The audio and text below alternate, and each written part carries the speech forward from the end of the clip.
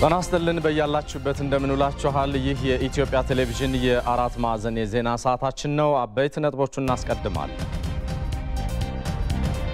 የኢህአዴግ ምክር ቤት መደበኛ ስብሰባውን ማካሄድ ጀመረ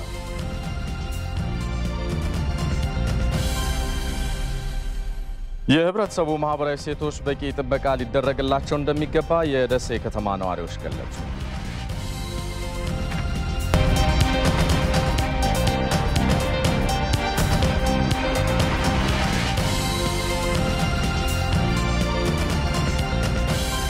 ሰለሞን ኃይለ ኢየሱስ ነኝ አብራችሁን ቆዩ በቅድሚያም የኢህአዴግ ምክር ቤት መደበኛ ስብሰባውን ማካሄድ ጀመረ የኢትዮጵያ ህዝቦች አብዮታዊ ዲሞክራሲያዊ ግንባር ኢህአዴግ ምክር ቤት ዛሬ መደበኛ ስብሰባውን ያካሄደ ሲሆን በተለያዩ አጀንዳዎች ላይ እንደሚመክርም ተገልጿል ምክር ቤቱ ያለፉትን ወራት የድርጅቱ ስራዎች አፈጻጸም እንደዚሁም ወቅታዊ ሀገራዊ አጀንዳዎች ላይ ውይይትና ግምገማ በማድረግ ቀጣይ አቅጣጫዎችን ያስቀምጣል ተብሎ ይጠበቃል መረጃውን ያደረሰን የኢህአዴግ ጽህፈት ቤት ነው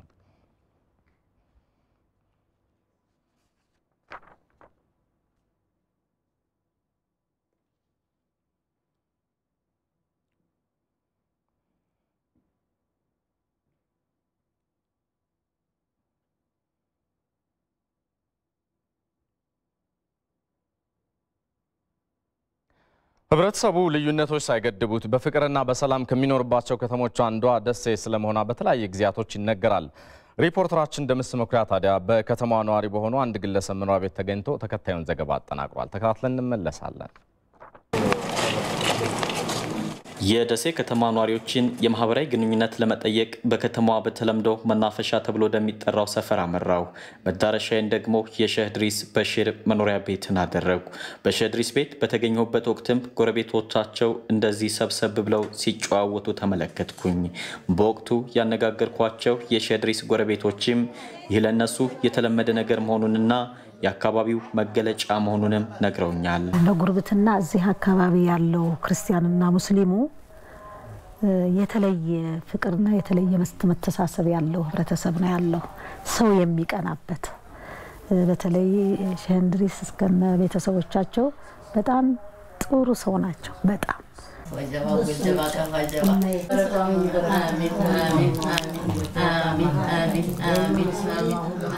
ወሎ በመሰረቱ በሃይማኖትም በማህበራዊ ኑሮም በሁሉም የሚቻቻል ለብዙ ጊዜ የመቻቻሉም ሴቱ በጣም የቆየ ሴት አለው የመቻቻል ባህሉ በጣም ጠለቅ ያለው ሌሎችም አገሮች አስተምሮት ያለው አገር ነው ወሎ ከጎረቤት ጋር በፍቅርና በሰላም መኖር በአንድ በኩል የሰባዊ አስተሳሰብ መገለጫ ነው የሚሉት ሼህ ድሪስ በሽር በሌላ በኩል ደግሞ የፈጣሪ ትእዛዝን የመፈጸም ጉዳይም ነው ብለዋል ነብያችን ሲናገሩ አለይኩም ቢልጃር ሲል ጎረቤትህን አደራ ማን ሙስሊም ክርስቲያን ሃይማኖት ሳይለይ ማለት እና ጉርብትና በጣም የጠናና በጣም የተከበረ ነው ስለዚህ እኛ ጉርብትናችንን ሙስሊም ክርስቲያኖቹ በጣም ያው ቤተክርስቲያን ስገድና መስጂድ ስንለያይ እንደሆነ ነው እንጂ በሌላው ጊዜ ምንም ልዩነት የለም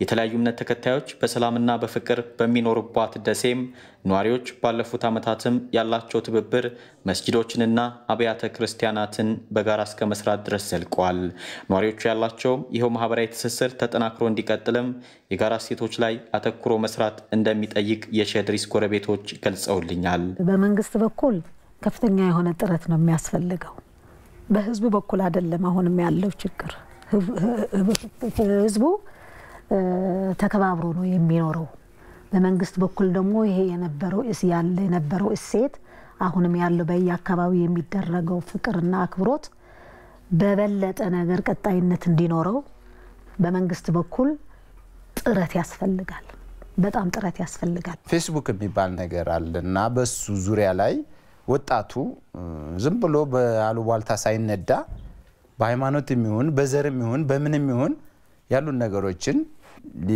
ወጣቱ ያለበትን ማወቅ አለበት በያስባል ሰዎች በጋራ ለመኖር ለሰባዊነት ቅድሚያ መስጠት አለባቸው የሚሉት ሼህ ድሪስም የሃይማኖት አባቶች ይህንኑ ጉዳይ ማስተማር አለባቸው ብለዋል በየመስጂዱም በየቤተክርስቲያኑም የሰው ልጅ በሰውነቱ መከበር እንዳለበት ሰውን ማክበር ትልቅ በጌታ ዘንድ ትልቅ ዋጋ አለው።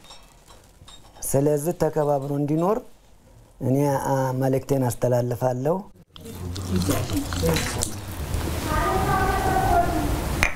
የፍቅር መዲና እየተባለች በምትጠራው በደሴ ከተማ በሼህ ኢድሪስ በሽር ቤት እገኛለሁ። ሼህ ኢድሪስ በሽርና ጎረቤቶቻቸው ሙስሊም ክርስቲያን ሳይባባሉ ወይም ሌሎች ልዩነት ሳይገድባቸው አመታትን በደስታም ሆነ በሐዘን አብረው ዘልቀዋል። ኢትዮጵያ እንደዚህ አይነት በርካታ ሴቶች ያሏት ሲሆን እነዚህ ሴቶች ተጠናክረው እንዲቀጥሉም መንግስትም ሆነ ህብረተሰቡ በጋራ ሊሰሩ ይገባል። የአሜሪካው ፕሬዝዳንት የመጀመሪያ ልጅና የነጩ ቤተ መንግስት አማካሪ ኢቫንካ ትራምፕ ከፕሬዝዳንት ሳህለወርቅ ዘውዴ ጋር ተወያዩ። በውይይታቸውም የአሜሪካው ፕሬዝዳንት ዶናልድ ትራምፕ ይፋ ያደረጉትንና ሴቶችን ተጠቃሚ በሚያደርገው ፕሮጀክት ዙሪያ ውይይት አድርገዋል። በኢትዮጵያ ሴቶችን ተጠቃሚ ለማድረግ እየተሰራ ያለው ስራ የአሜሪካ መንግስት ለመደገፍ ዝግጁ ነው ሲሉ ኢቫንካ ትራምፕ መግለጻቸውን የፕሬዝዳንት ጽህፈት ቤት የፕሮቶኮልና ኮሚዩኒኬሽን ዳይሬክተሩ አሸብር ጌትነት ተናግረዋል። በውይይቱ እንግዲህ ኢትዮጵያ ውስጥ በተለይ ደግሞ የሴቶችን ብቃት ለማሳደግ ሴቶችን በተለያየ መስኩ ተሳትፏቸውን ለማሳደግ በመንግስት በኩል እየተወሰደ ያለውን እርምጃ የአሜሪካ መንግስት በጣም የሚያደንቀውና በተለያየ መልኩ ድጋፉን ለመስጠት የሚፈልገው መሆኑ ከዚህ ጋር በተያያዘ ደግሞ በዚህ ኢኒሼቲቭና በዚህ ፕሮግራም ደግሞ ወደፊት ተግባራዊ በሚደረጉ ሂደቶች ውስጥ ለኢትዮጵያ አስፈላጊውና ተደጋቢው ድጋፍ ሁሉ ከዚህ ጋር ተያይዞም ደግሞ በተለይ ክብርት ፕሬዝዳንት ሳህለወርቅ ዘውዴ የሴቶችን ተሳትፎና ተጠቃሚነት ለማጎልበት በሳቸው ተነሳሽነት እየሰሯቸው ያደርጓቸው ያሉ ተግባራት አሉ። በእነዚህንም ተግባራትንም ለመደገፍ ፍላጎት እንዳላት ወደፊትም ደግሞ በይፋ በሚደረጉ ፕሮግራሞች ድጋፉ እየቀጠለ የሚሄድ መሆኑን ነግራቸዋለች። ፕሮጀክቱ በኢትዮጵያ ስኬታማ እንዲሆን በሚደረገው ጥረት ውስጥ መንግስት ድጋፍ እንደሚያደርግ ፕሬዝዳንት ሳህለወርቅ ዘውዴ መናገራቸውን አቶ አሸብር ጌትነት አስረድተዋል። እሳቸውም ፕሮግራሙን ወይም ደግሞ ይሄ በፕሬዝዳንት ዶናልድ ትራምፕ ይፋ የተደረገውን ኢኒሼቲቭ ተግባራዊ ለማድረግ በሚደረገው እንቅስቃሴ ውስጥ ኢትዮጵያ ሁሉንምና ተገቢውን ድጋፍ መስጠቷን የምትቀጥል መሆኑን በመነጋገር ነው ውይይቱ ያበቃው። በፕሬዝዳንት ዶናልድ ትራምፕ ይፋ የተደረገው አዲሱ ፕሮጀክት እስከ ፈረንጆቹ 2025 የሚቆይ ሲሆን 50 ሚሊዮን ሴቶችን ተጠቃሚ ያደርጋል ሲል ሪፖርተራችን ተስፋዬ ጫኔ ነው የዘገበው። አንደኛው ዓለም አቀፍ የኢንቨስትመንት ንግድ ቱሪዝም እና ትርኢት እንደዚሁም ባዛር በባህር ዳር እየተካሄደ ይገኛል። በንግድ ትርኢቱ ከሀገር ውስጥ ባለሀብቶች በተጨማሪ የሱዳን፣ ግብጽና የሌሎች ሀገራት ኩባንያዎችም እየተሳተፉበት ይገኛል። በአማራ ክልል የሚገኘውን ሰፊ የንግድና ኢንቨስትመንት አማራጭ ለባለሀብቶቹ ለማስተዋወቅ ንግድና ኢንቨስትመንትን ለማስፋፋት ዓላማ ያደረገው የንግድ ትርኢት አዳዲስ ቴክኖሎጂዎችን ለማስተዋወቅና የንግድ ትስስርን ለመፍጠር ሚናው የጎላ ስለመሆኑ ተገልጿል። የንግድ ትርኢቱና ባዛሩ ለቀጣይ 7 ቀናት ክፍት ሆኖ እንደሚቆይም ለማወቅ ተችሏል። ተጨማሪ መረጃዎችን እንጠይቅበታለን። ሪፖርተራችን ይሄ ነው ዋጋቸው በቀጥታ መስመራችን ነው የሚገኘው ከስፍራው። ይሄ ነው እንደምን ውለሃል? እስኪ የንግድ ትርኢትና ባዛሩ ምን መልክ አለው? ገጽታዎችን ንገረን እስኪ። መልካም እንደምን ዋልክ ሰለሞን። እንግዲህ አንተም ቀደም ሲል እንደገለጽከው በዚህ በባህር ዳር ከተማ ከአርብ ዕለት ጀምሮ መካሄድ የተጀመረው የንግድ ኢንቨስትመንትና ቱሪዝም ፎረም ወይም የንግድ ትርኢትና ባዛር ዛሬ 3ኛ ቀኑን ይዟል። እንግዲህ በዚህ ንግድና ትርኢት ባዛር የተለያዩ የሀገር ውስጥ የንግድ ተቋማት ምርትና አገልግሎታቸውን ይዘው ለገዢዎች እያስተዋወቁ ነው የሚገኘው። እስካሁን ድረስ እንግዲህ ወደ 121 የሚሆኑ የንግድ ተቋማት ምርትና አገልግሎቶቻቸውን ለገዢዎቻቸው እያስተዋወቁ ነው የሚገኘው። በእኛም እንግዲህ ተንቀሳቅሰን በአካባቢው ያለውን የባዛሩን ሁኔታ ለመታዘብ ሞክረን ነበረ። የተለያዩ ምርቶች ናቸው የቀረቡት። አልባሳት በብዛት ይታያሉ። እንዲሁም ደግሞ የተለያዩ የፋብሪካ ውጤቶች አግኝተናቸዋል። የጥቃቅንና አነስተኛ የተደራጁ ወጣቶችም የቆዳና ቆዳ ውጤቶቻቸውን ከዛ ያመረቷቸውን ምርቶቻቸውን ይዘው ለገዢዎች ሲያስተዋውቁ ግብይት ሲፈጽሙም አስተውለናል። ከዛም ባለፈ የኤሌክትሮኒክስ ምርቶችንም አስተውለናል።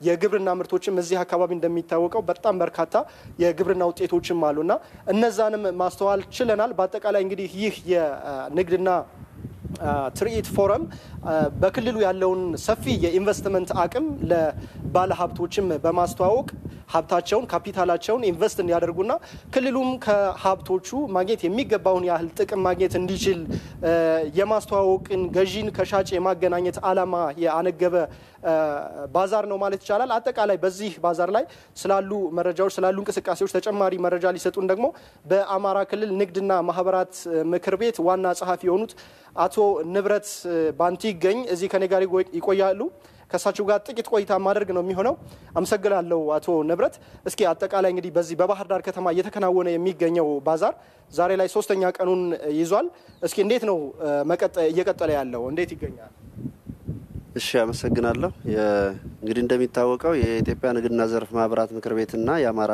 ክልል ንግድና ዘርፍ ማህበራት ምክር ቤት በጋራ ይህንን የአንደኛውን ዓለም አቀፍ የኢንቨስትመንት ቱሪዝምና ንግድ ትርኢት ባዛር ፎረም አዘጋጅተውታል እንግዲህ እዚህ ፎረሙ የንግድና ትርኢት ባዛር ዋና ዓላማ በክልላችን የኢንቨስትመንት የኢንዱስትሪ ንግድና ቱሪዝም የሚስፋፋበትን መንገድ ማመቻቸት ነው በዚህም የተለያዩ አገር ካምፓኒዎች ተሳታፊ ሆነዋል በተለይም ከሀገር ውስጥ የተለያዩ ትላልቅ ካምፓኒዎች እንደ ጥረት እንደ የኢትዮጵያ ንግድ ስራዎች ድርጅትና የመሳሰሉ ትላልቅ ካምፓኒዎችም ተሳታፊ ሆነዋል ከውጭ ደግሞ ከሱዳን ከግብጽና ከህንድ ሀገር የመጡ የተለያዩ ካምፓኒዎች ተሳታፊ ሆነዋል በዚህም የተለያዩ የሶላር ምርቶችን ቴክኖሎጂዎችንና አልባሳትንም ጭምር ይዘው የመጡበት ሁኔታ ነው ያለው ከሀገር ውስጥ ካለውም በተመሳሳይ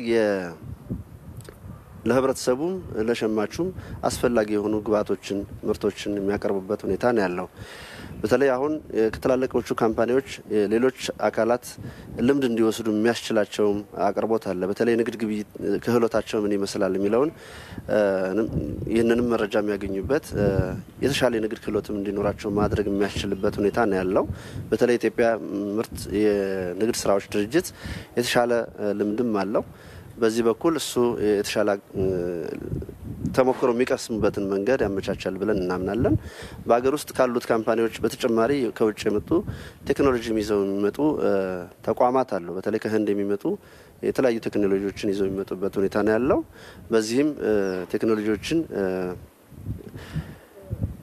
መልካም እንግዲህ በዚህ በአማራ ክልል ሰፊ የኢንቨስትመንት አቅም እንዳለ ይታወቃል በተለይም ደግሞ በግብርና ዘርፍ በእንስሳት ሀብት ልማት ዘርፍ በእነዚህ ዘርፎች ላይ የውጭ ሀገር ባለሀብቶችም ሆነ በሀገር ውስጥ ያሉት ኢትዮጵያውያን ባለሀብቶች ኢንቨስት እንዲያደርጉ የእናንተ ተቋም ምንድነው እየሰራ ያለው ይሄ ኢንቨስትመንት ፎረምን ገዢዎቹን እነዚህ ከማገናኘት አኳያ የሚኖረው ፋይዳ እንዴት ነው የሚገለጸው እንግዲህ ከኢንቨስትመንትና ንግድን ከማስፋፋት በተለይ ኢንዱስትሪም እንዲስፋፋ ከማድረግ አኳያ አንዱ አጋዥ የሆነው በተለያዩ ጊዜያት የንግድ ትርኢትና ባዛር ዝግጅቶች እያካሄዱ ምርቶች እንዲተዋወቁ የኢንቨስትመንት አማራጮችም ደግሞ በዚህ በንግድ ትርኢትና ባዛሩ ላይ በሚካሄዱ ፎረሞች አማካይነት ቀርበው ለህብረተሰቡም ለባለሀብቶችም ለሀገር ውስጥም ለውጭም ለመሳተፍ የሚፈልጉ አካላት ትውውቅ እንዲደረግ ማድረግ ነው ውይይቶችም ይካሄዳሉ በተለይ አሁን በዚህ ንግድና ትርኢት ፎረም ላይ ከክልሉ መንግስት የኢንዱስትሪ የኢንቨስትመንት የቱሪዝምና የንግድ ቢሮዎች ጋር በመቀናጀት ፎረሞች እናካሄዳለን በዚህ ፎረሞችም በክልላችን ውስጥ ያሉ የኢንቨስትመንት የኢንዱስትሪ ማስፋፋያ አማራጮች ምን አሉ ቱሪዝም ምን ይመስላል ስለዚህ ቱሪስቶችን ለመሳብ ምን አማራጮች አሉን ምንስ መከተል አለብን ምን ችግሮች አሉ እነዚህን ችግሮች እንዴት መፍታት አለብን የሚሉ ጉዳዮች ተነስተው ውይይት ይደረግባቸዋል ሌሎችም የኢንቨስትመንት አማራጮች የኢንቨስትመንት ድጋፍ በመንግስት በኩል የሚደረጉ ድጋፎችም ቀርበው ውይይት ይደረግባቸዋል አመሰግናለሁ ለሰጡን መረጃ እንግዲህ ሰለሞን ቀደም ሲል እንደገለጽኩት ይህ የንግድና ትርኢት ባዛር ዛሬ 3ኛ ቀኑን ያዘው ለቀጣይ 7 ቀናትም ክፍት ሆኖ የሚቆይ ነው የሚሆነው እንግዲህ በእነዚህ ቀናት እስካሁን ድረስ 121 የንግድ ተቋማት ናቸው እየተሳተፉ የሚገኙት ምርትና አገልግሎቶቻቸውን በማስተዋወቅ በኩል ማለት ነው በቀጣይ ቀናትም በርካታ ቁጥር ያላቸው የንግድ ተቋማት ወደ ባዛሩ በመምጣት ምርቶቻቸውን ያቀርባሉ ተብሎ ነው የሚታሰበው እንግዲህ በዚህ በባህር ዳር አካባቢ ያሉ ነዋሪዎችም መጣው ባዛሩን እንዲጎበኙም ጭምር ነው መልእክት የተላለፈው ለጊዜው ያሉኝ መረጃዎች እነዚሁ ናቸው ሰለሞን ይሄ ነው ዋጋቸው ከባህር ዳር በቀጥታ መስመራችን ተገኝተህ ላደረስከን መረጃ አመሰግናለሁ መልካም ቀን ይሁንልህ አራት ማዕዘን ዜናዎቻችን ከኢትዮጵያ ቴሌቪዥን እንደቀጠሉ ናቸው የዘንድሮው የበልግ ዝናብ ቢዘገይም ግብዓቶችና ምርጥ ዘሮችን በመጠቀም የተሻለ ምርት ለማግኘት እየሰሩ መሆናቸውን የወላይታ ዞን አርሶ አደሮች ተናገሩ የዞኑ የእርሻና የተፈጥሮ ሀብት ልማት መምሪያ በበኩሉ በበልግ እርሻው ከ128000 ሄክታር በላይ መሬት ለመሸፈን ማቀዱን አስታውቋል የዞኑ የኮሚኒኬሽን ጉዳዮች ጽህፈት ቤት የላከልን መረጃ ለስሌማን አባይ እንደሚከተለው ያጠናቅሮታል በወላይታ ዞን በበልግ እርሻ የዋና ዋናና የስራ ስር ሰብሎች የሚለሙበት ወቅት ነው። በአካባቢው የበልግ ዝናብ የዘገየ ቢሆንም አርሶ አደሮቹ የእርሻ መሬታቸውን በዘር እየሸፈኑ ይገኛሉ። አቶ ፈለቀ ሳማና ዛፉ ጎአ በዞኑ በዳሞት ሶሪና በሎሶ ሶሪ ወረዳዎች አርሶ አደሮች ናቸው። አርሶ አደሮቹ ከግብርና ባለሙያዎች የክህሎት ስልጠና ማግኘታቸው የበልግ እርሻን በጥሩ ሁኔታ ለማስኬድ ረድቶናል ይላሉ። ምርጥ ዘርና ማዳበሪያን በአግባቡ መጠቀማቸውም ምርታማነታቸውን እንደሚያሳድግላቸው ይገልጻሉ። ስልጠና እንደሰጠው መስረት በቃ ተመርኩ። ከዛ በኋላ እኔ አሁን እየሰራው ነኝ።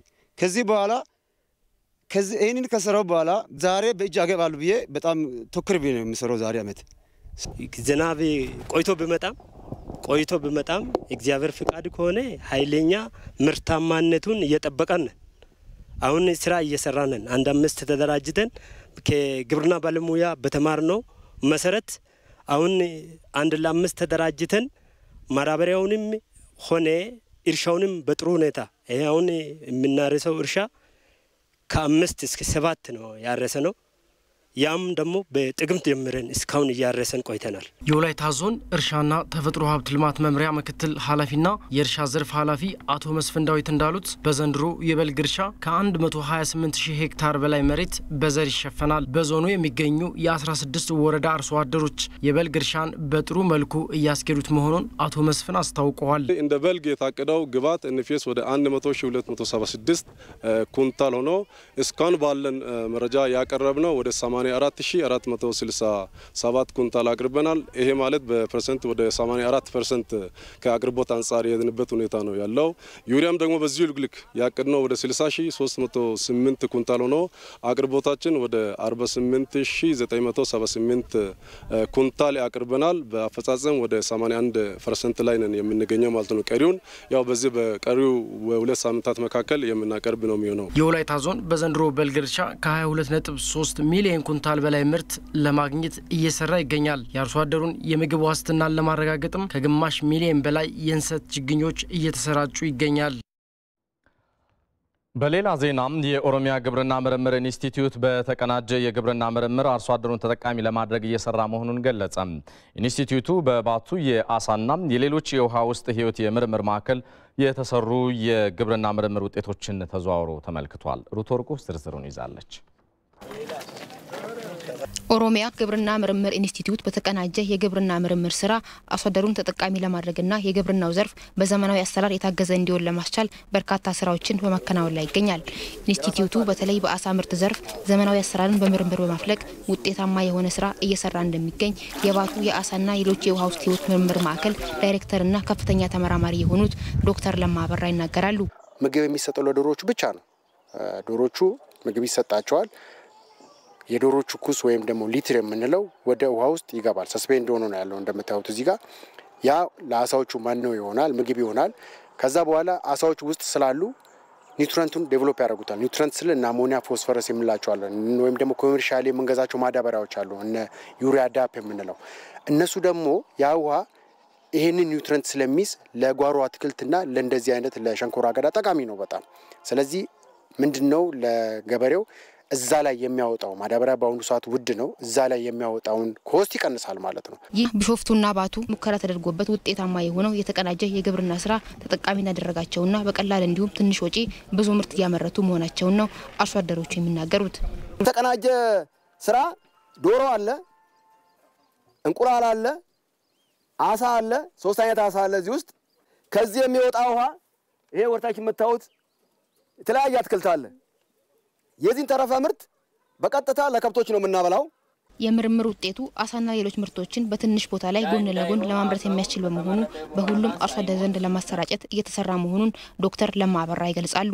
ይሄ ቴክኖሎጂ ምንድነው እሱ ወደፊትም ቢስፋፋ አሁን እየተስፋፋ ነው። አዋጭነቱ ተረጋግጧል። በትንሽ ቦታ ብዙ ኮሞዲቲዎችን አድርጎ መጠቀም ይችላልና የገበሬያችንን ህይወት መቀየር የሚችል ቴክኖሎጂ ነው የቴክኖሎጂ።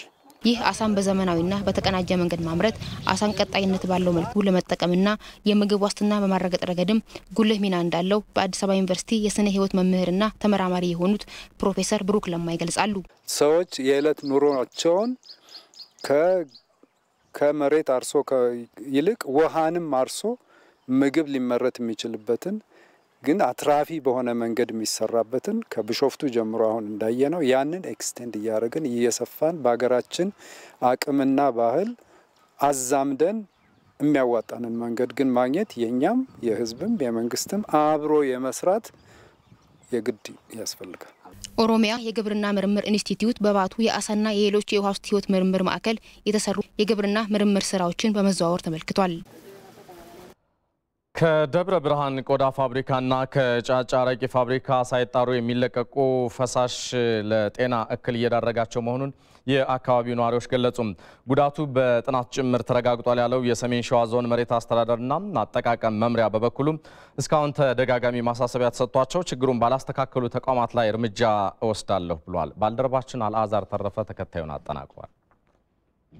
አመታትን የቆየ አመታትንም የተሻገረ ህዝባዊ ሮሮ በደብረ ብርሃን ቆዳ ፋብሪካ ላይ ተደጋግሞ ይነሳል። ከፋብሪካው የሚወጣው መጥፎ ሽታና ያልተጣራ ፍሳሽ ለጤና መጓደልና ለተያያዘ ጉዳት እንደዳረጋቸውም የአካባቢው ነዋሪዎች ይናገራሉ። በጣም ከባድ ችግር ነው ያለው። ልጆች በየጊዜው ይታመማሉ። እኔ ባንድ እጄ ማረብ ይዤ ነው ባንድ እጄ የምሰራው ሳይነስ ይዞኝ ማለት ነው።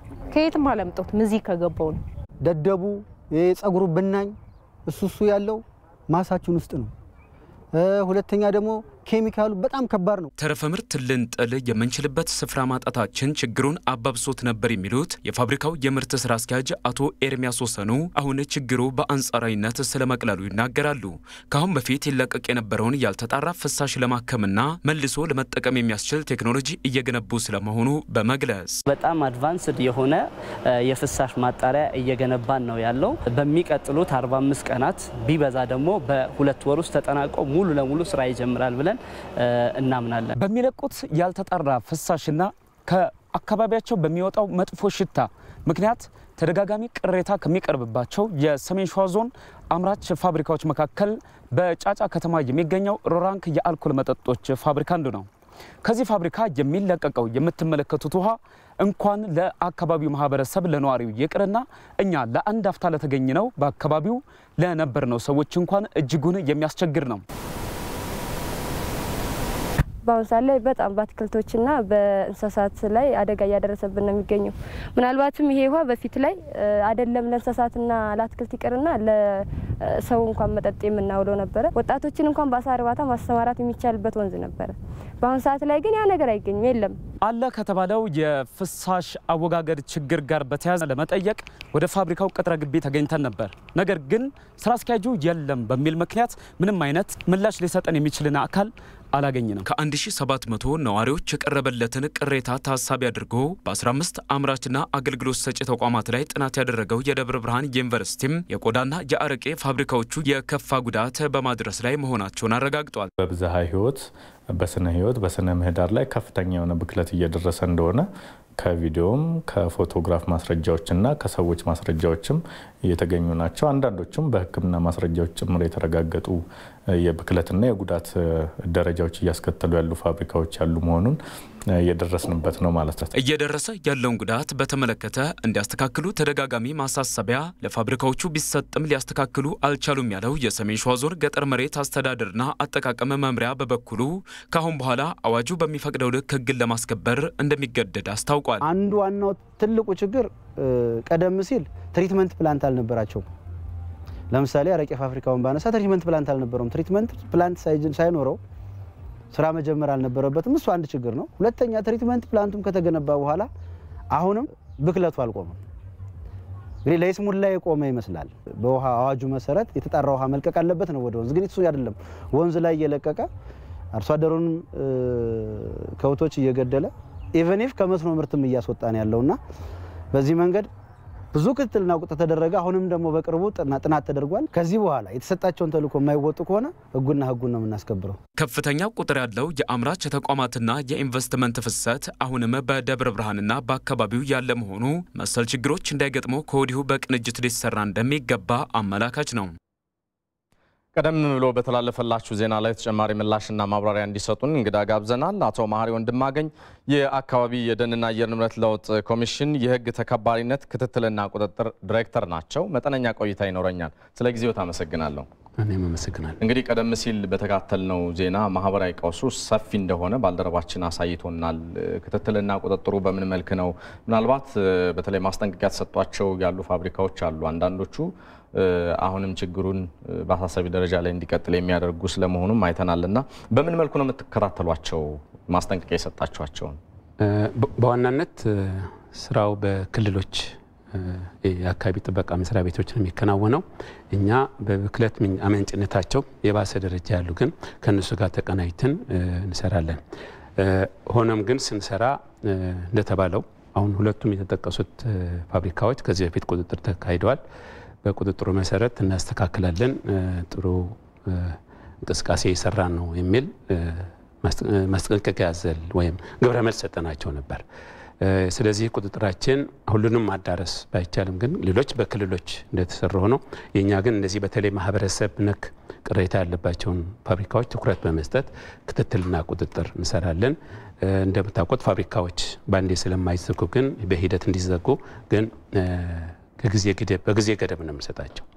የማጣሪያ ማሽን ለመትከል የሚያስችላቸውን ጊዜ እሱን ታሳቢ በማድረግ የጊዜ ገደብ በማድረግ ቁጥጥር እናካሂዳለን። አንድ እሱ ነው። ሁለተኛው ግን ያው የፍሳሽ ቆሻሻዎች በራሳቸው ሳይንሳዊ በሆነ መንገድ መወገድ ከቻሉ ሌላውም ዓለም የሚጠቀምበት ስለሆነ በዚህ በኩል ሳይንሳዊ በሆነ መንገድ ተከትለው ዝም ብሎ በየአካባቢው ፍሳሽ ቆሻሻዎች እንዳይረጯቸው በማድረግ በኩል ምንድነው ምናልባት የክህሎት ስልጠናም ካለ ማንኛውም ፋብሪካ ሳይንሳዊ በሆነ መልክ ስራውን ማካሄድ አለበት ወይም አካባቢ ተቀባይነት ባለው መልክ ነው ማካሄድ አለበት። ስለዚህ የማጣሪያ መሳሪያ መትከል ይጠበቅባቸዋል። የማጣሪያ መሳሪያ ሁሉንም ነገር ፈቺ ነው እንኳን ባንል ሌሎች ግብአቶች ማስተካከል አለባቸው። ግን ይህንን ስራ ሲሰሩ በማጣሪያ አንደኛ እንዳይወገድ የሚያስችል ነገር አሰራር፣ ሁለተኛ ግን የሚወገድ ፍሳሽ ወይም በካይ ነገር ካለ ግን የማጣሪያ መሳሪያ ተክለው መስራት ነው ያለባቸው። ስለዚህ ሳይንሱ የትም ቦታ ያለ ሳይንስ እዚህ እኛ ጋም ተግባራዊ ይሆናል። የደረጃው የውድነቱ ሊለያይ ይችላል። ስለዚህ ግን መሰረታዊ የሆኑ ነገሮች ብክለትን ሊከላከል የሚችል መሳሪያ ግን የግድ ተክለው መስራት እንዳለበት ለማሳያነት የደብረ ብርሃንን ይሄን ፋብሪካ አነሳን እንጂ ችግሩ በተለያየ አጋጣሚ ሲጠቀስ እንደነበርም ይስተዋላል። በተለያዩ የሀገራችን ከተሞችም እንደ ያለ ማህበራዊ ቀውስ እየፈጠሩ ያሉ ፋብሪካዎች እንዳለም እንደዛው እንደ ኮሚሽኑ እንደው ይሄን ለመቅረፍ በእናንተ በኩል ቁርጥ ያለ እርምጃ እየወሰድን ነው ወይ ደግሞ እንደዚህ ያሉ ነገሮችን ለመከላከል ይሄን አይነት ስትራቴጂ ነድፈናል ማለት የሚችሉት ነገር ይኖራል? አዎ በሱ ነው እየሰራን ያለ ነው። ቀደም እንዳልኩት የባሰባቸው ላይ ሁሉንም በባሰባቸው ላይ ቁርጥ ያለ ስራ ሰጠን የጊዜ ገደብ በመስጠት በተለይ በክልሎች የሚቀርቡትና በማህበረሰብ ቅሬታ ያለባቸውን ፋብሪካዎች ትኩረት በመስጠት በጊዜ ገደብ ተከታታይ ስራ እንሰራለን። ከዚህ በፊትም በሚዲያው እንደተላለፈ የተወሰኑ ፋብሪካዎች የተወሰኑ ክልሎች እንዲዘጉ ተደርጓል። ዋናው መዘጋቱ ግን ሌሎች እንደዚህ አይነት ፋብሪካዎች ከዛ ተምረው እንዲስተካከሉ ነው ፍላጎታችን፣ ሁሉም መስተካከል። ስለዚህ እነዚህ አምራች ተቋማት በአንድ ቦታ ላይ ማምረቻ ተቋም ሲዘጋ ያ ከዛ ትምህርት ወስደው አስቀድመው ያንን ማጣሪያ ማሽን ወይም ተከላ መሳሪያ ተክለው ማስወገድ እንዳለባቸው ነው መልእክት የምናስተላልፈው። ሌላ እንደ ደብረ ብርሃን የመሰለ ታዳጊ ከተማና የኢንቨስትመንት ፍሰት ያለው ፋብሪካ ደግሞ ወይም ከተማ በመጀመሪያ በተቻለ መጠን ፋብሪካዎች ቦታ የተለየ ዞን መሰጠት አለበት። የተለየ ዞን መዘጋጀት አለበት። ለምን ፍሰቱ እዛምና እዚህ ከሰጠናቸው ሀብት ከባከነ በኋላ ችግር ሊከሰት ይችላል። ስለዚህ የኢንዱስትሪ ዞን በሚል ከተለየ በኋላ ከዛ በኋላ ደግሞ የአካባቢና የማህበረሰብ ተጽዕኖ ግምገማ እንዲያካሂዱ ማድረግ አለብን። ይህ የአካባቢና ማህበረሰብ ተጽዕኖ ግምገማ በአዋጅ የተደገፈ ነው። አንድ ፋብሪካ ከመተከሉ በፊት ቦታ ከመሰጠቱ በፊት ሊያስከትል የሚችል ችግሮችን ይለያል። ችግሮቹ ከለየ በኋላ መቀረፍ ያለባቸው በየትኛው መንገድ ይላል። ሁለተኛው ደግሞ ከማህበረሰቡ ጋር ምክክር እንዲያደርግ ያስገድዳል። ስለዚህ ይህንን የማህበረሰብ ምክክር ከወዲሁ አሁን ፍሰት ሲኖር ስለምገምት ይህንን እንደ መከላከያ መሳሪያ አድርገን እንወስደዋለን። አንዴ ስራ ከጀመሩ ግን በህጉ መሰረት የወጣ ህግ አለ። ያን መሰረት ያደረገ ደረጃ አለ። የሚለቁት ልቀት በደረጃው መሰረት መለቀቁን በላቦራቶሪ ናሙና በመውሰድ እናደርጋለን። ስለዚህ ይህንን እነዚህ ፋብሪካዎች በቀጣይ አንድ ቡድን ልካለን የዩኒቨርሲቲውን መጀመሪያ ማመስገን እፈልጋለሁ። ጥናቱ ለኛ አጋዥ ነው። ሆነም ግን ወደ ህግ ሲቀርብ በሶስተኛ አካል የተሰራ ስራ ስለማንወስድ እኛም ናሙና ወስደን ያ ፍሳሽ ሊያደርስ የሚችለውን ጉዳት እንመረምራለን። አቶ መሐሪ ወንድማገኝ በአካባቢ የደንና አየር ንብረት ለውጥ ኮሚሽን የህግ ተከባሪነት ክትትልና ቁጥጥር ዳይሬክተር እዚህ ስቱዲዮአችን ተገኝተው ማብራሪያና ምላሽ ስለሰጡን አመሰግናለሁ። ዜናዎቻችን ከኢትዮጵያ ቴሌቪዥን እንደቀጠሉ ናቸው። በምግብ በእንስሳት መኖና በፋብሪካዎች ተረፈ ምርት ላይ አተኩሮ ምርምር የሚያደርገው የደቂቅ ዘ አካላት ባዮቴክኖሎጂ ምርምር ውጤት እየታየበት መሆኑን ተመራማሪዎች ገለጹ። ቁጥሩ እየጨመረ ለመጣው የዓለም ህዝብ እንደዚሁም ለአየር ንብረት ለውጥ የማይበገር ግብርና ለመተግበር ባዮቴክኖሎጂ ቁልፍ መሳሪያ ስለመሆኑ ብዙዎች ይስማሙበታል። ባልደረባችን ተስፋዬ አባተ ታዲያ በደቂቅ ዘ አካላት ባዮቴክኖሎጂ ምርምር ላይ ያተኮረ ዘገባ አጠናቅሯል። ተከታትለን እንመለሳለን። የግብርና ባዮቴክኖሎጂ ምርምር የምግብ ዋስትናን ለማረጋገጥ ለዘላቂ ልማትና እድገት እንዲሁም ለአየር ንብረት ለውጥ መቋቋም የራሱ የሆነ ጉልህ ድርሻ አለው።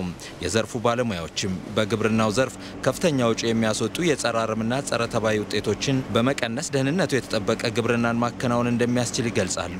የደቂቅ ዘ አካላት ባዮቴክኖሎጂ ምርምርም በግብርና ባዮቴክኖሎጂ ምርምር ከሚደረግባቸው 3 ፕሮግራሞች አንዱ ነው። ለምግብ ለመኖ እና እንደዚሁም ለኢንዱስትሪያል ለተረፈ ምርት የሚሆኑ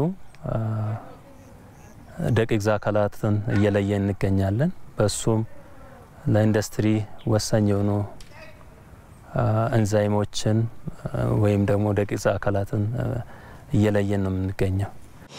የወተትን የመርጋት ሂደት ማሳጠር፣ የእንጀራን የመብላላት ሂደት የሚያጎለብቱ ኤንዛይሞችን መለየት እንዲሁም በሌሎች የደቂቅ ዘ አካላት ምርምሮች ውጤት ተገኝተዋል።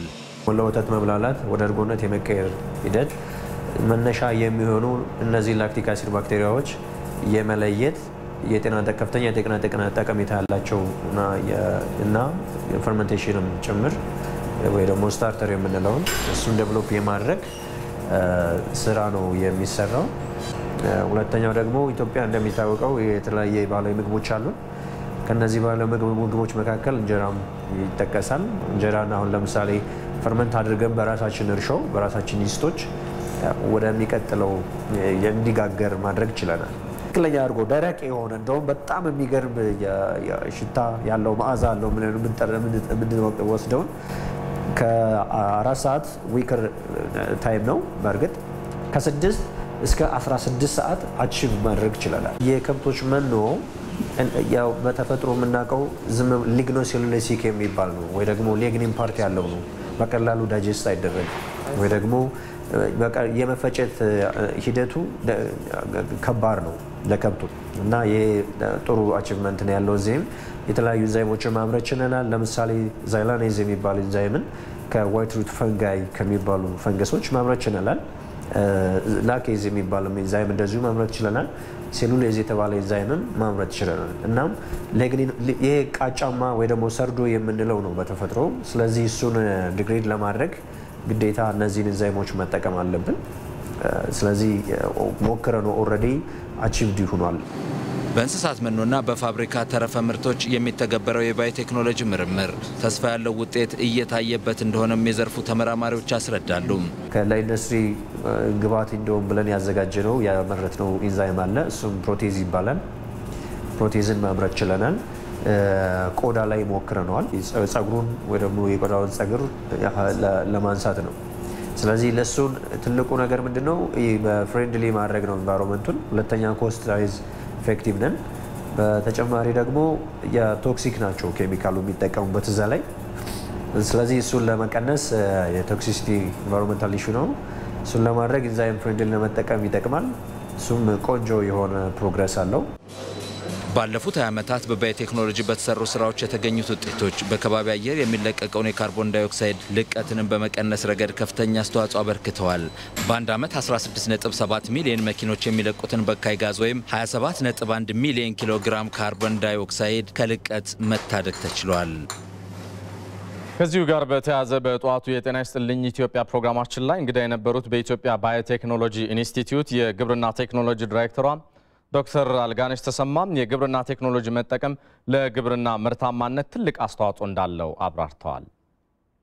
የዘረመል ምህንድስና እንግዲህ እነዚህን የሚከሰቱ ተውሳኮችን ወይ ደግሞ ጸረ አዝርዕት ወይ ደግሞ ጸረ እንስሳት ህዋሳቶችን በሚቋቋም መልኩ ተፈላጊውን ባህሪያት ወደ ተፈለገው አይነቴ ለማዘዋወር ደግሞ ለማነጽና ለመገንባት የሚረዳ ቴክኒክ ነው። ሌላው የሞለኩላር ማርከር የምንለው ነው። ሞለኩላር ማርከር የሚፈለገውና የማይፈለገውን ዘረመል ኢንዲኬት የሚያደርግልን ወይ ደግሞ የሚያመላክተን ነው። ከዛ ሞለኩላር ዲያግኖስቲክ የምንለው አለ። በእጽዋትም ይሁን በእንስሳት የሚከሰቱ በሽታዎችን ኢንዲኬት የሚያደርግልን ወይ ደግሞ የሚለይልን ነው። ሌሎች ደግሞ እንደ ቫክሲን ለምሳሌ ጸረ ህዋሳቶችን በእጽዋት ውስጥ የጸረ ህዋሳት ፕሮቲንን ኢንሰርት አድርገን ወይ ደግሞ አዋህደን እንስሳቶቹ እንዲመገቡት በማድረግ ቫክሲን ያደርግልናል። በኢትዮጵያ ባዮቴክኖሎጂ ኢንስቲትዩት ከተቋቋመ 2 ዓመታትን እንዳስቆጠረ የተናገሩት ዳይሬክተሯ ኢንስቲትዩቱ የተለያዩ ተግባራትን በሙከራ ደረጃ እያከናወነ ስለመሆኑም ገልጸዋል። እንግዲህ ባዮቴክኖሎጂ በርካታ ስራዎችን ነው የሚሰራው። በግብርና ባዮቴክኖሎጂ አለ፣ ጤና ባዮቴክኖሎጂ አለ፣ አካባቢ ባዮቴክኖሎጂ አለ፣ ኢንዱስትሪያል ባዮቴክኖሎጂ አለ። እንዲሁም ይህንን በሚመግ መልኩ ጂኖሚክስ እና ባዮኢንፎርማቲክስም አለ። በዳታ መደገፍ ስላለበት በመረጃ መደገፍም ስላለበት እነዚህ ስራዎች ያከናውናል። በእነዚህ አራቱም ሴክተር ወይ ደግሞ በግብርና ወደ 8 የሚሆኑ ፕሮጀክቶችን በመንደፍ ጅምር ስራዎች አሉ። የፕሬዝዳንት ዶናልድ ትራምፕ እና የነጩ ቤተ መንግስት አማካሪ በመሆን እየሰሩ የሚገኙት ኢቫንካ ትራምፕ ሴቶችን በኢኮኖሚ ተጠቃሚ ለማድረግ በሚቻልበት ዙሪያ በዚህ በአፍሪካ ህብረት ውይይት እያካሄዱ ነው የሚገኙት። ውይይቱን እየተከታተለ የሚገኘው ሪፖርተራችን ይመራደም በቀጥታ መስመራችን ተጨማሪ ማብራሪያዎችን ይሰጠናል። ይመር እንደምን ውለሃል? በውይይቱ የተነሱ በተለይ ሴቶችን ለማብቃት ዋና ዋና ጉዳዮች ምንድናቸው? የተተለሙ ሀሳቦችስ እንደምን ተገለጹ?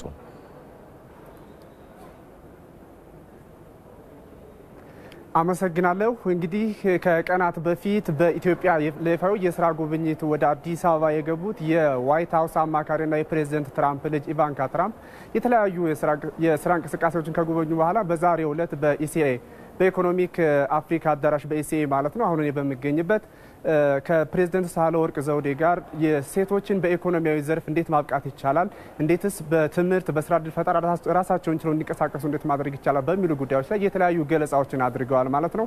እንግዲህ ኢቫንካ ትራምፕ ሴቶችን በኢኮኖሚ በትምህርት እንዲሁም ደግሞ በስራ ዕድል ፈጠራ ራሳቸውን ችለው የስራ ዕድልን በመፍጠር በቢዝነስ ዘርፍ እንዲሳተፉ እንዲሁም በኢኮኖሚ ደግሞ ከሌሎች በተለይም ከወንዶችም ሆነ ከማንኛውም ጥገኝነት ነፃ ሆነው በራሳቸው የኢኮኖሚም እንዲንቀሳቀሱ የሚያስችሉ የተለያዩ ፕሮጀክቶችን ተቀርጾ በአሜሪካ በኩል በተለይም በታዳጊ ሀገራት ሴቶችን ብቁ ለማድረግ በትምህርት በስራ ዕድል ፈጠራ እንዲሁም በኢኮኖሚው ዘርፍ ማለት ነው በፕሬዝዳንት ትራምፕ የተፈረመ አንድ ፕሮጀክት አለ። WGDP የሚባል ሴቶችን በኢኮኖሚ እና በትምህርት እንዲሁም በስራ ዕድል ፈጠራ የሚያበቃ ፕሮጀክት ነው። ይሄ ፕሮጀክት እንግዲህ በታዳጊ ሀገራት በተለይም በአፍሪካ ሀገራት ማለት ነው ሴቶችን ለማብቃት የሚሰራ ፕሮጀክት በተለይም 50 ሚሊዮን የሚሆኑ ዜጎችን ተጠቃሚ የሚያደርግም ነው ብላለች።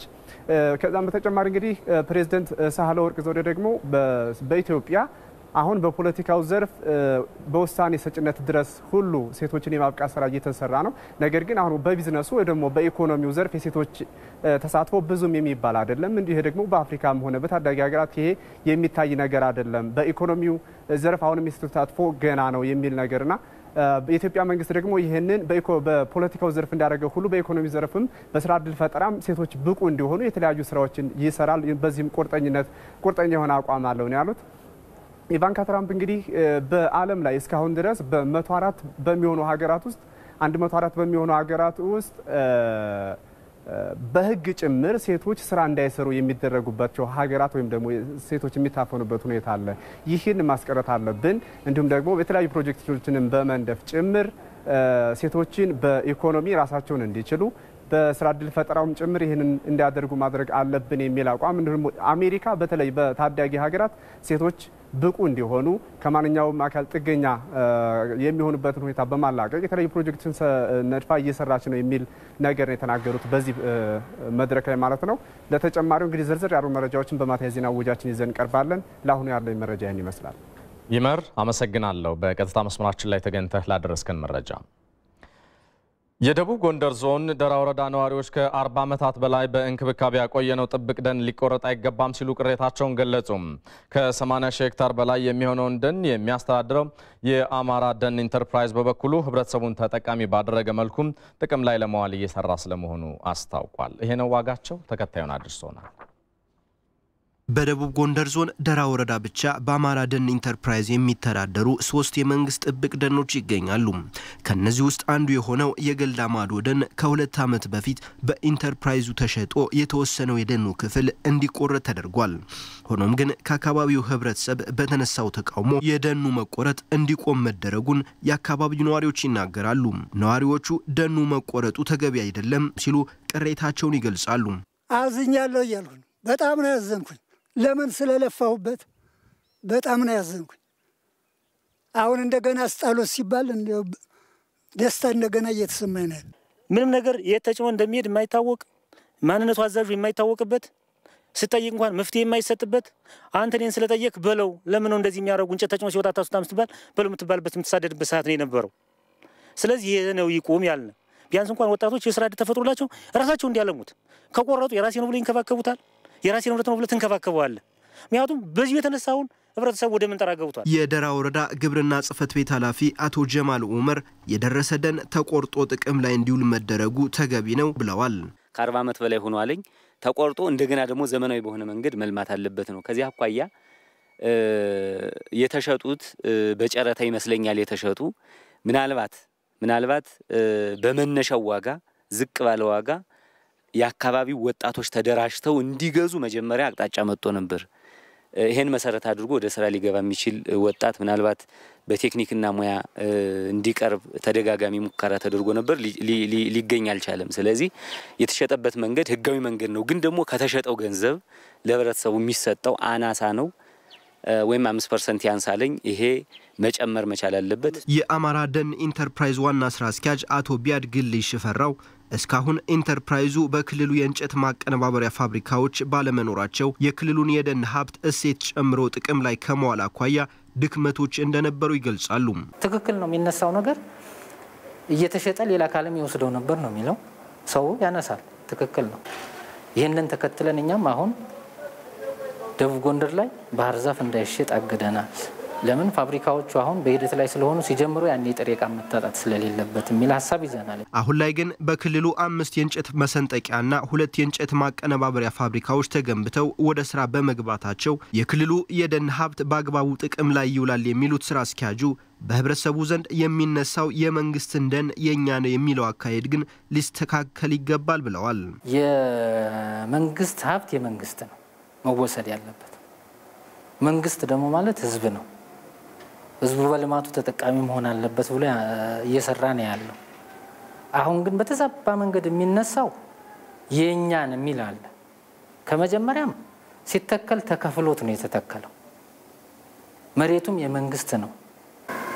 ይሄ ትክክል አይደለም ነው መስተካከልም ስላለበት የአማራ ደን ኢንተርፕራይዝ ባለፉት 8 ዓመታትም 3500 ሄክታር ደን በመሸጥ ጥቅም ላይ አውሏል። በሌላ በኩል በእነዚህ ዓመታት 17000 ሄክታር ደን ማልማቱም ተገልጿል። ለኢቲቪ ይህነው ዋጋቸው ከባህር ዳር።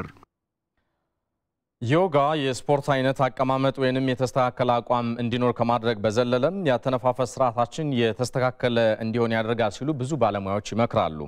ከስፖርታዊ እንቅስቃሴዎች ውስጥ የሚመደበው ዮጋ ታዲያ በኢትዮጵያ ምን ያህል ተለምዷል? ምንስ ጥቅሞች አሉት? የሚለውን ዝርዝር ዘገባ ባልደረባችን አዲስ ዓለም ተሾመ በተከታዩ ሪፖርቷ ታስቃኘናለች። ዮጋ የሚለው ቃል ከጥንታዊ የህንድ ቋንቋ ዮግ ከሚለው ቃል የተወሰደ ሲሆን ትርጓሜውም ትስስር ማለት ነው። በመካከለኛው ዘመን የዮጋ እንቅስቃሴ ለንጉሳውያን ቤተሰቦችና በልህ አስጨራሽ ትምህርትና ፈተና ብቁ የሆኑ ሰዎች ብቻ የሚሰሩት እንቅስቃሴ እንደነበርም ይነገራል። ከቅርብ ዓመታት ወዲህ ደግሞ በሁሉም ዘንድ እንቅስቃሴው እየተለመደ መጥቷል። ተላላፊ ካልሆኑ በሽታዎች ውስጥ ራሳችንን የምንከላከልበት አንዱ መንገድ የአካል ብቃት እንቅስቃሴ ነው። ከበርካታ ሺህ ዓመታት በፊት እንደተጀመረ የሚነገርለት የዮጋ እንቅስቃሴ አካልን፣ አእምሮና መንፈስን በማጣመር የሚሰራ እንቅስቃሴ ነው። ይህ እንቅስቃሴ ደግሞ አሁን በኢትዮጵያም እየተዘወተረ መጥቷል። ባለፉት 5 ዓመታት በአዲስ አበባ ዮጋን እያሰለጠነች የምትገኘው ሂራን ታደሰ የዮጋ እንቅስቃሴ እንደማንኛውም የአካል ብቃት እንቅስቃሴ የራሱ የጤና ጥቅሞች ያሉት ሲሆን ከዚህ በዘለለም አእምሮአዊ ሰላምን ለማግኘት ወሳኝ እንቅስቃሴ ነው ብላለች። የኛ ጡንቻዎች ያስረዘማል፣ ጠንካራ ያደርጋል፣ ደም በደንብ ያዞራል፣ የደም ግፊት ይቀንሳል፣ የምግብ መፈጨት ያስፈጥናል እና እንዳለ ሰውነታችን ያስከፍታል። ይሄ ማለት ጡንቻዎች፣ መገጣጠሚያዎች እና ያለው ኤነርጂ በደንብ በሰውነታችን ውስጥ ኃይል በደንብ እንዲዞራል ያደርጋል። አእምሮ ውስጥ ያው ሰላም ይሰጣል። ዮጋ ስፖርት ነው ግን ወደ ማይንድ ባዲ ነው የሚመጣው። የሰውነት ብቻ አይደለም፣ ከአእምሮ ጋርም የተያያዘ ነው። የዮጋ እንቅስቃሴ አሁን ላይ በኢትዮጵያ በተለይም በአዲስ አበባ እየተለመደ ቢመጣም እንቅስቃሴውን የሚያዘወትሩት ግን ወጣቶችና ሴቶች ናቸው። ከሃይማኖት ጋር የሚያገናኙት ሰዎችም አይጠፉም ትላለች የዮጋ አሰልጣኟ ሂራን ታደሰ። ይህ የዮጋ አቀማመጥ ወይም ፖዝ አቋማችን የተስተካከለ እንዲሆን ከማድረግ በዘለለም የአተነፋፈስ ስርዓታችንም የተስተካከለ እንዲሆን ያደርግልናል። ይህንን እንቅስቃሴ ሲያደርጉ ያገኘናቸው የዮጋ አሰልጣኞችም ስልጠናውን በማግኘታቸው በዕለት ተዕለት ህይወታቸው ላይ ለውጥ ማምጣት እንደቻሉ ነግረውናል። አሁን ለምሳሌ እኔ እርጉዞኝ ሰራ ነበር ዮጋ። ለምጥ ያው ጉዞ ያግዛል፣ ዮጋ ይጠቅማል። እንቅስቃሴ ሰውነትሽን እንደፈለገኝ ለማዘዝ ይጠቅማል። ደስታ የሆነ ውስጤ ደስታ ነገር ነው የሚሰማው ዮጋ ሰርቼ ሲሄድ። ለኔ ዮጋ ማለት ስፖርት ነው፣ ግን ዋናው ዓላማው ምንድነው? የሆነ ሀሳብሽን፣ ጭንቀትሽን ለመቀነስ ይረዳሻል። የሆነ ከሰርቼ ከጨረስኩ በኋላ ደስ የሚል ስሜት ይሰማኛል። ዋናው ለኔ እሱ ነው። I'm here in Addis since last 2 years. It's my husband's job that has brought me here. ባለፉት 2 ዓመታት እዚህ አዲስ አበባ ኖር ያለው ባለቤቴ እዚህ ስለሚሰራ እዚህ ከመምጣቴ በፊት በህንድ ዮጋን ሰራ ነበር። እዚህ ከመጣሁ በኋላ ዮጋን የዕለት ተዕለት እንቅስቃሴ አድርጌዋለሁ። ዮጋን በየትኛውም ሀገር የኑሮ ደረጃና እድሜ ላይ ያለ ሰው ሁሉ መስራት የሚችለው እንቅስቃሴ ነው። እንደ እውነቱ ከሆነ እዚህ ስመጣ ዮጋን መስራት የሚችልበት ቦታ ይኖራል ብዬ አላሰብኩም ነበር። ግን ነገሩ የተለየ ነው። በጣም ጎበዝ ኢትዮጵያውያን የዮጋ አሰልጣኞችን አይቻለሁ። እዚህ በመምጣቴ ደስተኛ ነኝ። በዓለም ላይ የተለያዩ አይነት የዮጋ እንቅስቃሴዎች አሉ። ከነዚህ መካከል ሺቫ ዮጋ፣ በሀክቲ ዮጋ፣ ካርማ ዮጋ፣ ናጋ ዮጋ ከበርካቶቹ ጥቂቶቹ ናቸው። ከዚሁ ጉዳይ ጋር በተያያዘ በጧቱ የጤና ይስጥልኝ ፕሮግራማችን ላይ እንግዳ የነበሩት በደብረ ማርቆስ ዩኒቨርሲቲ የስፖርት ሳይንስ መምህሩ አቶ ዳንኤል ክብረት ዮጋ ዘርፈ ብዙ የጤና ጥቅም እንዳለው አብራርተዋል። ጽሞናው ለራሱ ለጭንቅላት ይጠቅማል፣ ለነርቨስ ሲስተም ይጠቅማል፣ ካልም ለማድረግ ሰውነትን ይጠቅማል። በቀን አንድ ሰው እስከ 100,000 ሀሳቦችን ያስባል ተብሎ ይገመታል። 100,000 አይነት። ስለዚህ ያን ጭንቅላት ካለበት ውጥረት ውስጥ የመመለስ አንድ ትልቅ ፓወር አለው ማለት ነው። ወደ ጽሞናው ስንሄድ ሌላው ፕራናያማ ወይንም የብሪዚንግ ቴክኒኮች ናቸው። የብሪዚንግ ቴክኒኮችም ያተነፋፈስ ስርዓትን ያስተካክላሉ። በቂ ኦክሲጅን ወደ ደም መድረስ ይጀምራል። ካርቦን ዳይኦክሳይድ እንዲወገድ ያደርጋሉ። ከዚህም በተጨማሪ የላንግ ካፓሲቲን ወይንም ደግሞ ሳምባችን ባንዲ ሊሸከም የሚችለውን የኦክሲጅን መጠን በከፍተኛ መጠን ያሳድጋሉ። አንድ ሰው በደቂቃ ከ12 እስከ 20 ጊዜ ነው የሚተነፍሰው ኖርማሊ። ነገር ግን አንድ ዮጊ ሁለት ጊዜ ወይም አንድ ጊዜ ብቻ ተንፍሶ 1 ደቂቃ መቆየት ይችላል። ስለዚህ ትልቅ የላንግ ካፓሲቲ ቫልዩ አለው። ሌላው ትልቁ ጥቅም ብዬ ማስበው ነኝ የፖዝስ ወይም አሳናስ የሚባለው አሉ። ፖስቸርን ያስተካክላል። ዮጋ በኢትዮጵያ ተቀባይነቱ እንዲጨምር ታዲያ የባለድርሻ አካላት ሚና ከፍተኛ ሊሆን እንደሚገባው መምህሩ ገልጸዋል።